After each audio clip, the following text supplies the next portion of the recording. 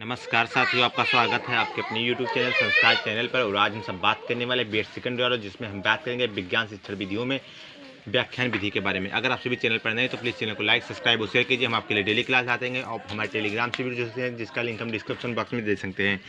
व्याख्यान विधि को भाषण विधि भी कहते हैं, जैसा कि इस विधि के नाम से विदित होता है कि यह विधि शिक्षण केंद्रित है। इस विधि में शिक्षक सक्रिय तथा छात्र निष्क्रिय रहता है। इसमें शिक्षक पूर्ण रूप से सक्रिय रहता है। वह एक कुशल वक्ता या भाषणकर्ता के रूप में कार्य करता है और छात्र एक मूक श्रोता की भांति शिक्षक का व्याख्यान सुनता रहता है। इसलिए अधिकांश समय तक छात्र निष्क्रिय रहते हैं और शिक्षक द्वारा जो विषय वस्तु पढ़ाई जाती है वह छात्रों को रुचिकर नहीं लगती। कक्षा में शिक्षक द्वारा वैज्ञानिक ज्ञान केवल शाब्दिक वर्णन ही किया जाता है।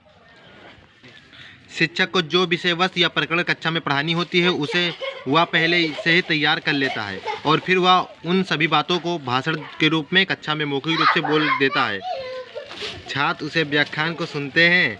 व्याख्यान के दौरान कभी कभी शिक्षक आवश्यकता पड़ने पर श्यामपट्ट तथा विज्ञान की पाठ्यवस्तु की भी सहायता ले लेता है।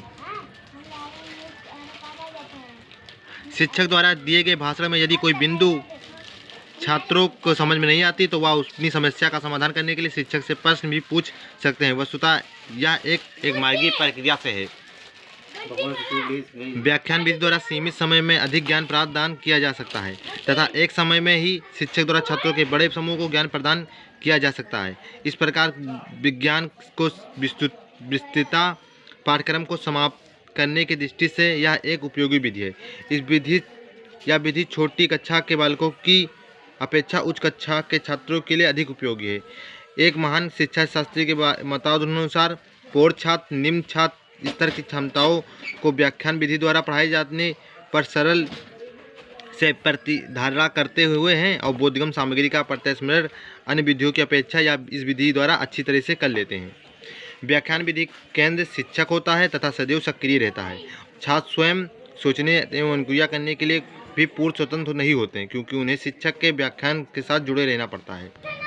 जैसा कि आप ग्राफ में देख रहे हैं कि शिक्षक केंद्र बिंदु पर है और छात्र उनका व्याख्यान सुन रहे हैं। इस विधि में विभिन्न छात्र S1, S2, S3, S4, S5, S8 तक के सभी मध्य सीमा संचार नहीं हो पाता। यह केवल शिक्षक के माध्यम से ही संभव होता है। इस विधि द्वारा छात्रों को पृष्ठपोषण प्रभावशाली ढंग से नहीं दिया जा सकता तथा शिक्षक को भी यह पता नहीं चल पाता कि किस सीमा तक वह अपने व्याख्यान में सफल हुआ है।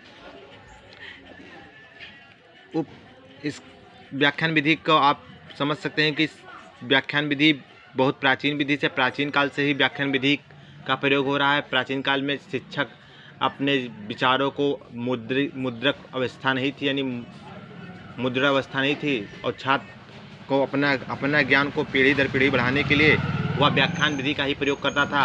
आधुनिक समय में भी उच्च कक्षाओं में व्याख्यान विधि उपयोग में लाई जाती है, परंतु इस व्याख्यान विधि उत्तम विधि उतना नहीं है। छोटे क्लासों के लिए, बड़े क्लासों के लिए, उच्च कक्षाओं के लिए में व्याख्यान विधि का प्रयोग किया जाता है।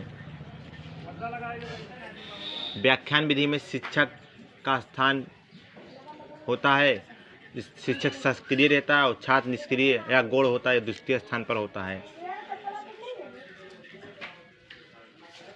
अगर आप सभी को चैनल अच्छा लगा तो प्लीज़ लाइक सब्सक्राइब कीजिए। Thanks for watching.